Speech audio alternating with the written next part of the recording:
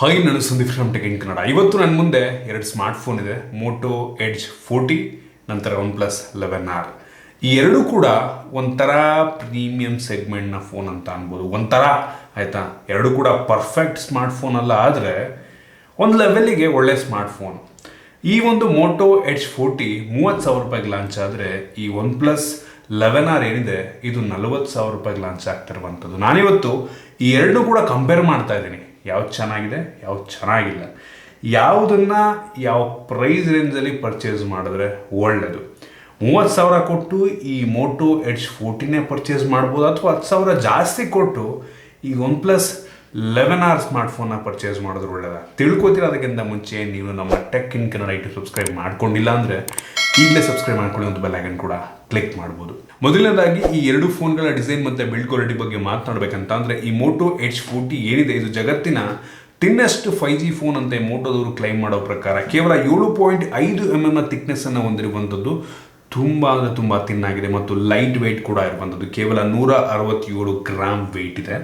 ಇನ್ನು ಈ ಕಡೆ OnePlus 11R ಏನಿದೆ ಇದಕ್ಕೆ ಕಂಪೇರ್ ಮಾಡಿಕೊಂಡ್ರೆ ಸ್ವಲ್ಪ ತಿಕ್ಕಾಗಿದೆ ಅನ್ಬೋದು. 8.7 mm ಥಿಕ್ನೆಸ್ಸನ್ನು ಈ ಒಂದು OnePlus ಸ್ಮಾರ್ಟ್ಫೋನ್ ಹೊಂದಿದ್ರೆ 204 ಗ್ರಾಮ್ ವೆಯ್ಟ್ ಇರುವಂಥದ್ದು, ಆಯಿತಾ. ಸೊ ಈ ಮೋಟೋ ಎಡ್ಜ್ 40 ಹೆವಿ ಅಂದರೆ ಹೆವಿ ಲೈಟ್ ವೆಯ್ಟ್ ಇದೆ, ಇದು ಸ್ವಲ್ಪ ಹೆವಿ ಅಂತ ಅನಿಸುತ್ತೆ.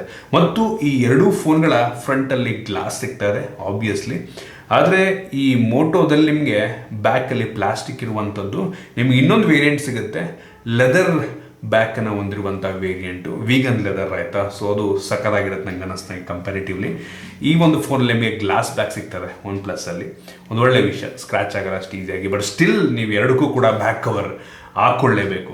ಇನ್ನೊಂದೇನಪ್ಪ ಅಂತ ಅಂದರೆ, ಈ ಮೋಟೋ ಎಡ್ಜ್ 40 ನಿಮಗೆ ಮೆಟಾಲಿಕ್ ಫ್ರೇಮ್ ಸಿಗ್ತಾ ಇರುವಂಥದ್ದು, ಅದೇ OnePlus 11Rಲ್ಲಿ ಪ್ಲಾಸ್ಟಿಕ್ ಫ್ರೇಮ್ ಸಿಗ್ತಾ ಇದೆ, ಬೇಜಾರಾಗುವಂಥ ವಿಷಯ.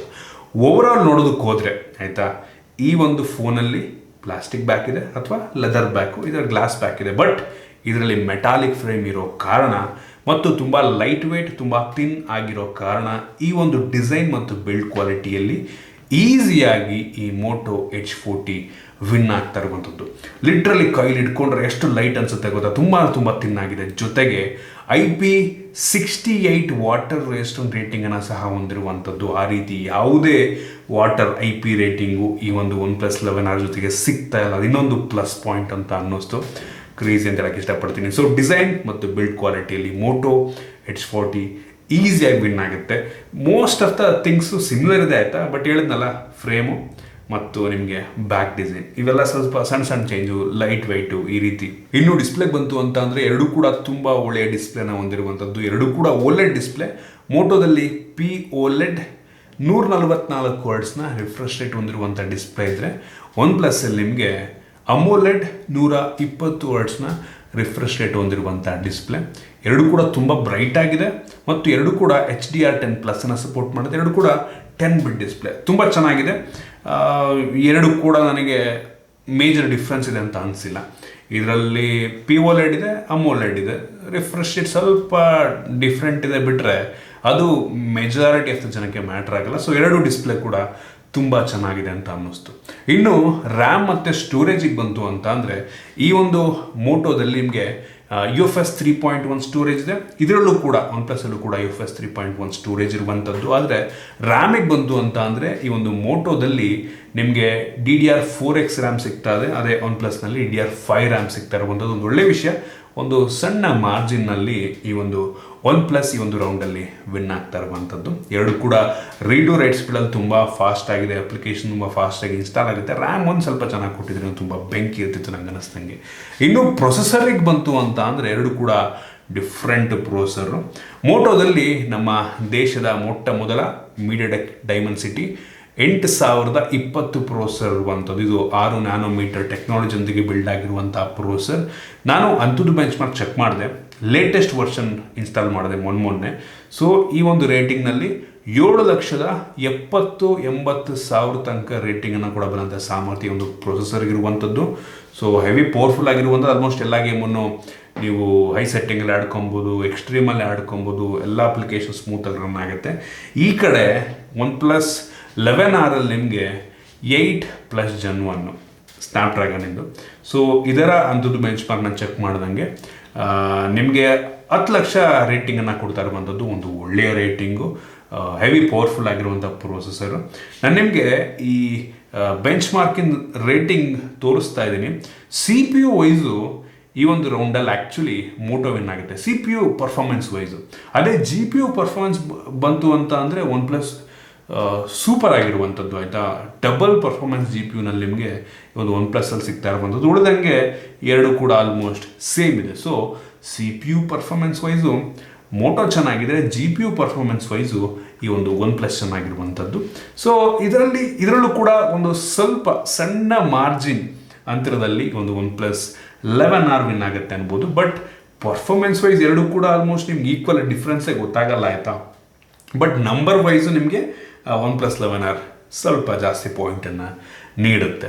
ಇನ್ನು ಕ್ಯಾಮ್ರಾಗೆ ಬಂತು ಅಂತ ಅಂದರೆ ಎರಡರಲ್ಲೂ ಕೂಡ ರೇರಲ್ಲಿ ನಿಮಗೆ 50 ಮೆಗಾಪಿಕ್ಸೆಲ್ನ ಮೇನ್ ಸೆನ್ಸರ್ ಇರುವಂಥದ್ದು. ಆದರೆ ಈ ಕಡೆ ಮೋಟೋದಲ್ಲಿ 1.4 ಅಪರ್ಚರು ಲೋ ಲೈಟಲ್ಲಿ ಒಂದು ಒಳ್ಳೆ ಪರ್ಫಾರ್ಮೆನ್ಸ್ ನೀಡುತ್ತೆ. ಈ ಕಡೆ OnePlus ಅವರು 1.8 ಅಪರ್ಚರ್ನ ನೀಡಿದ್ದಾರೆ. ಈ ಎರಡೂ ಕೂಡ ಅಕ್ಕಪಕ್ಕ ಇಟ್ಕೊಂಡು ಕೆಲವೊಂದು ಫೋಟೋಸ್ ನಾನು ತೆಗೆದೆ. ನಾನು ಇದನ್ನು ಎಕ್ಸ್ಪೀರಿಯನ್ಸ್ ಮಾಡಿದಂಗೆ ಲೋ ಲೈಟಲ್ಲಿ ತುಂಬ ಏನು ಲಿಟ್ರಲಿ ಬೆಳಕೆ ಇಲ್ಲ ಅನ್ನೋ ಒಂದು ಪೊಸಿಷನ್ನಲ್ಲಿ ನನಗೆ ಈ ಮೋಟೋ ತುಂಬ ಕ್ರಿಸ್ಪ್ ಫೋಟೋ ಕೊಡ್ತದೆ, ಕಂಪ್ಯಾರಿಟಿವ್ಲಿ ಕ್ರಿಸ್ಪ್ ಫೋಟೋ ಕೊಡ್ತದೆ ಅಂತ ನನಗೆ ಅನ್ನಿಸ್ತು. ಎರಡೂ ಕೂಡ ಆಪ್ಟಿಕಲ್ ಇಮೇಜ್ ಸ್ಟೆಬಿಲೈಸೇಷನ್ನ ಹೊಂದಿರುವಂಥದ್ದು. ಸೊ ಸ್ಟೇಬಲ್ ಆಗಿ ನಿಮಗೆ ನೈಟಲ್ಲಿ ಲಾಂಗ್ ಎಕ್ಸ್ಪೋಜರ್ ಶಾಟ್ ತೆಗೆದಾಗ ಸ್ಟೇಬಲ್ ಫೋಟೋಸ್ನ ನಿಮಗೆ ನೀಡುತ್ತೆ. ಮತ್ತು ಇಂಡೋರಲ್ಲಿ ಬೆಳಕಿಲ್ಲ, ಇಂಡೋರ್ ಮನೆಯ ಒಳಗಡೆ ಕೆಲವೊಂದು ಶಾಟ್ ತೆಗೆದೆ ನಾನು.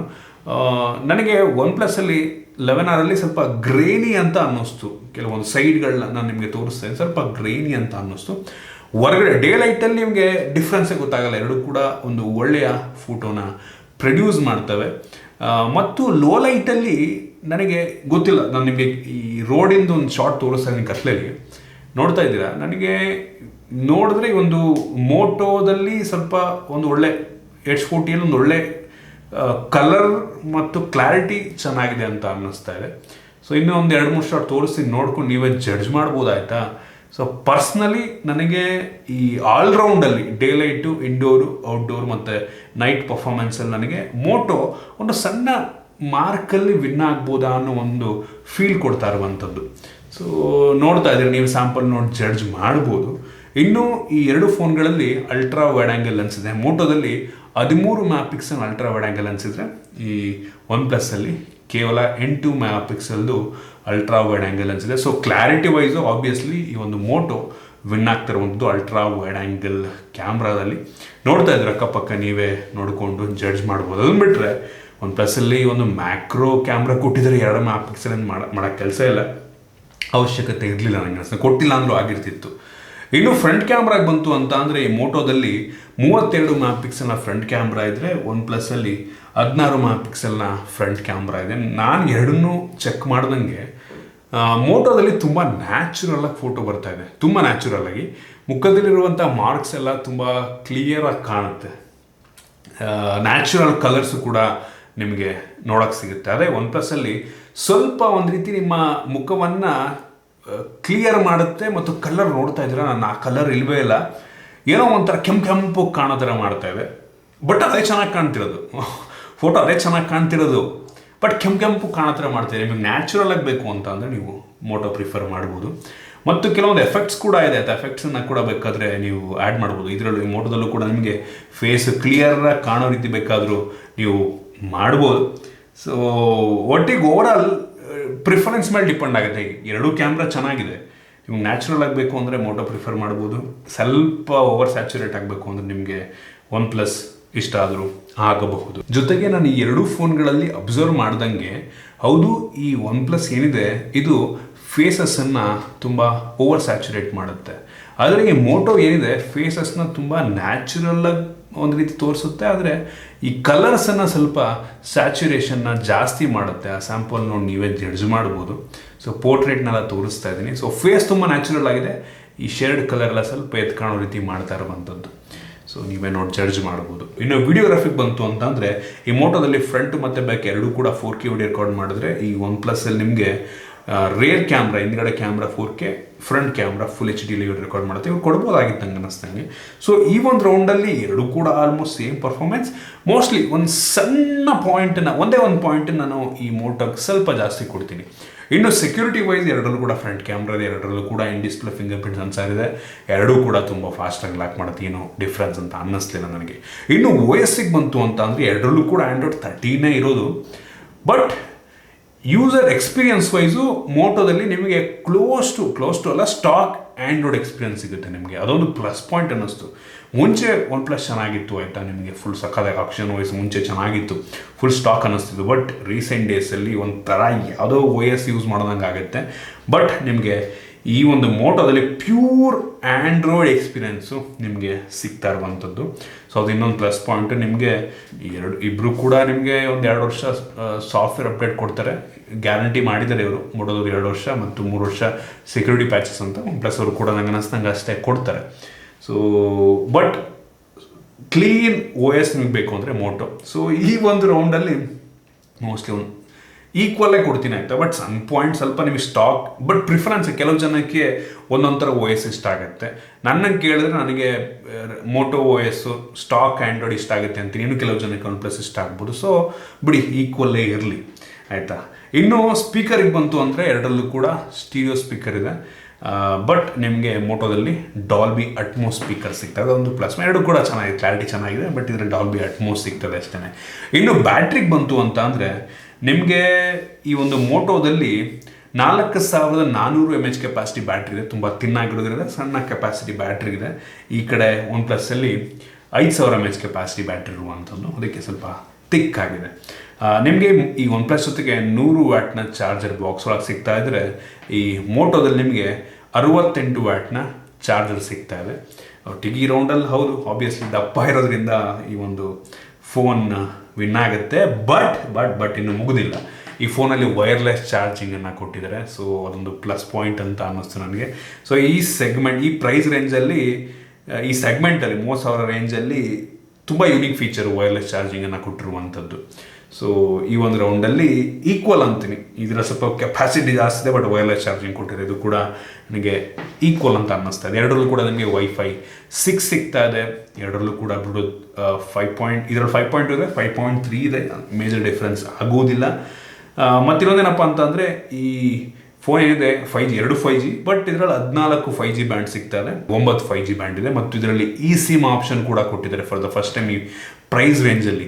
eSIM ಆಪ್ಷನ್ ನಿಮಗೆ ಫಿಸಿಕಲ್ ಸಿಮ್ ಅಲ್ಲ ಅಂದರೆ eSIM ಬೇಕಾದರೂ ನೀವು ಹಾಕೋಬಹುದು. ಸೊ ಸೂಪರ್ ಅಂತ ಹೇಳಕ್ಕೆ ಇಷ್ಟಪಡ್ತೀನಿ.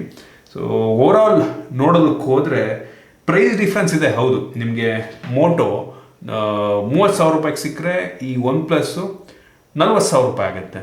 ಬಟ್ ಸ್ಪೆಸಿಫಿಕೇಶನ್ ನೋಡೋಕೆ ಹೋದರೆ ಕೆಲವೊಂದರಲ್ಲಿ ಇದು ಈಸಿಯಾಗಿ ವಿನ್ ಆದರೆ, ಕೆಲವೊಂದರಲ್ಲಿ ಹೌದು ಒಂದು ಸಣ್ಣ ಮಾರ್ಜಿನಲ್ಲಿ ಇದು ವಿನ್ ಆಗ್ತದೆ. ಪ್ರಿಫರಬ್ಲಿ ನಾನು ನಿಮಗೆ ಹೇಳೋದೇನಪ್ಪ ಅಂತ ಅಂದರೆ, ನಂಗೆ ಅನ್ನಿಸ್ತಂಗೆ ನೀವು 30,000-40,000 ಪ್ರೈಸ್ ರೇಂಜಲ್ಲಿ ಒಂದು ಫೋನ್ ತೊಗೊಬೇಕು ಅಂತ ಯೋಚನೆ ಮಾಡ್ತಾ ಇದ್ದೀರಾ ಅಂದರೆ, ಈ ಫೋನ್ ಸಾಕು ಅನಿಸುತ್ತೆ ನನಗೆ. ಈ ಮೋಟೋ ಫೋನ್ ಸಾಕು ಅನಿಸುತ್ತೆ 30,000 ರೂಪಾಯಿಗೆ. ಲುಕ್ ಚೆನ್ನಾಗಿದೆ, ಫೀಲ್ ಚೆನ್ನಾಗಿದೆ, ತುಂಬ ತಿನ್ನಾಗಿದೆ, ಡಿಸ್ಪ್ಲೇ ಚೆನ್ನಾಗಿದೆ, ಪ್ರೊಸೆಸರ್ ಬೇಜಾನಾಯಿತು.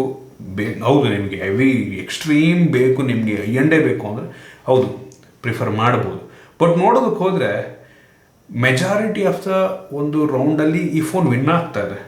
ಹೌದು ಎರಡು ಕೂಡ ಪರ್ಫೆಕ್ಟ್ ಅಲ್ಲ, ಬಟ್ 10,000 ಡಿಫ್ರೆನ್ಸ್ ಇರೋದ್ರಿಂದ ಈ ಒಂದು ಇದು ಚೆನ್ನಾಗಿಲ್ಲ ಅಂತಲ್ಲ. ಇದಕ್ಕಿಂತ ಇದನ್ನು ಪ್ರಿಫರ್ ಮಾಡಿದ್ರೆ ನನಗೆ ಜಾಸ್ತಿ ವ್ಯಾಲ್ಯೂ ಫಾರ್ ಮನಿ ಸಿಗ್ತಾ ಇದೆ ಅಂತ ನನ್ನ ಒಂದು ಅಭಿಪ್ರಾಯ. ಇದು ನನ್ನ ಆನೆಸ್ಟ್ ಒಪಿನಿಯನ್ನು. ನೋಡಿ, ಪರ್ಚೇಸ್ ಮಾಡಬೇಕು ಅಂದರೆ ಎರಡನ್ನೂ ಡಿಸ್ಕ್ರಿಪ್ಷನಲ್ಲಿ ಹಾಕ್ತೀನಿ. ಇದು ನಿಮಗೆ ಫ್ಲಿಪ್ಕಾರ್ಟಲ್ಲಿ ಸಿಗ್ತದೆ. ಐ ಹೋಪ್ ನೀವು ಅದನ್ನು ಪ್ರೀ ಬುಕ್ ಮಾಡಿದ್ರಿ ಅಂತ. ಸೊ ಚೆಕ್ ಮಾಡ್ಕೊಳ್ಳಿ, ಪರ್ಚೇಸ್ ಮಾಡಬೇಕು ಅನ್ನೋರು ಮಾಡಬಹುದು. ಸೊ ಇಷ್ಟು ಈ ಒಂದು ಕಂಪ್ಯಾರಿಸನ್. ನಿಮಗೆ ಇದ್ರ ಬಗ್ಗೆ ಏನನ್ಸುತ್ತೆ ದಯವಿಟ್ಟು ಕನ್ನಡ ಕಮೆಂಟ್ ತಿಳಿಸ್ಬೋದು. ಇಷ್ಟ ಆಗಿದ್ರೆ ಲೈಕ್ ಮಾಡಿ, ಶೇರ್ ಮಾಡಿ. ಇದೇ ರೀತಿ ನಮ್ಮ ಬೇರೆ ಬೇರೆ ವಿಡಿಯೋಗಳಿಗೆ ನಮ್ಮ tech in Kannada YouTube subscribe ಮಾಡ್ಕೊಂಡಿಲ್ಲ ಅಂದರೆ ಈಗಲೇ ಸಬ್ಸ್ಕ್ರೈಬ್ ಮಾಡ್ಕೊಳ್ಳಿ ಮತ್ತು ಬೆಲ್ ಐಕನ್ ಕೂಡ ಕ್ಲಿಕ್ ಮಾಡ್ಬೋದು. ಸಿಗೋಣ ಮುಂದಿನ ವಿಡಿಯೋದಲ್ಲಿ.